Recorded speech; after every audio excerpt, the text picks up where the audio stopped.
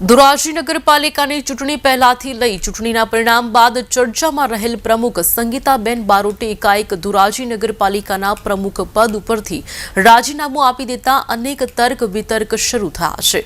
પ્રમુખે રાજીનામું આપતા લલિત વસોયાનું નિવેદન સામે આવ્યું છે। લલિત વસોયાએ જણાવ્યું છે કે ભાજપ દ્વારા જ સંગીતાબેન બારોટનું રાજીનામું લેવામાં આવ્યું છે। ભાજપમાં અંદર વિખવાદના કારણે જ પ્રમુખનો ભોગ લેવાયો। ધોરાજી નગરપાલિકામાં ભારતીય જનતા પાર્ટીને બહુમતી મળી। બક્ષી પંચ મહિલા પ્રમુખ પદ આવતા ભારતીય જનતા પાર્ટીએ એક બે લોકોનો ઉપકાર ચૂકવવા માટે સંગીતાબેન બારોટને પ્રમુખ પદ તરીકે સિલેક્ટ કર્યા હતા। સંગીતાબેનનું રાજીનામું પડશે એવી ધોરાજીની પ્રજા અને ભાજપ અને સૌ રાજકીય માણસો પણ માનતા હતા કે 8 કે 10 દિવસની અંદર પ્રમુખ પદેથી અમને રાજીનામું આપવાનું છે અને પ્રી પ્લાનિંગ મુજબ સંગીતાબેનનું રાજીનામું ભારતીય જનતા પાર્ટી દ્વારા લઈ લેવામાં આવ્યું છે। લોકોમાં અનેક ચર્ચાઓ છે કે સંગીતાબેનનો વિડીયો ચૂંટણી પહેલા પણ સામે આવ્યો હતો,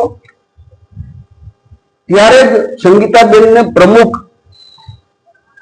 ન બનાવવા જોઈએ, પરંતુ કયા કારણોસર સંગીતાબેનને પ્રમુખ બનાવ્યા છે એ પણ લોકો ચર્ચા કરી રહ્યા છે। પરંતુ આ નિર્ણય ભારતીય જનતા પાર્ટીનો વ્યક્તિગત નિર્ણય છે અને એ નિર્ણય વિશે હું કોઈ ટીકા ટિપ્પણી કરવા માંગતો નથી। હાલ જે આ નિર્ણય લઈને આંદોલન ભાજપમાં વિરોધ કરે છે કે નારાજગી કરે શું કહેશો? સંગીતાબેનને પ્રમુખ બનાવ્યા ત્યારે જ ફક્ત એક કે બે લોકોના અહમને પોષવા માટે ભારતીય જનતા પાર્ટીએ એની આબરૂ એની શાખ દાવ ઉપર લગાડી હતી, પરંતુ કોઈ ઉપર કરેલા ઉપકાર નો બદલો ચૂકવવા માટે સંગીતાબેનને પ્રમુખ બનાવવામાં આવ્યા હતા અને ત્યારે જ નક્કી હતું કે સંગીતાબેનને રાજીનામું આપવાનું છે। હાલ જે રાજીનામું કલેક્ટર કાઢ્યું છે ચૂંટણી પંચના નિયમ મુજબ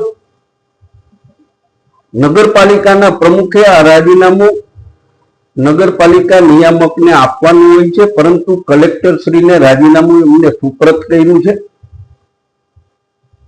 કલેક્ટર આ રાજીનામું મંજૂર કરે છે કે મંજૂર થવા માટે નગરપાલિકા નિયામકને મોકલે છે એ જોઈએ।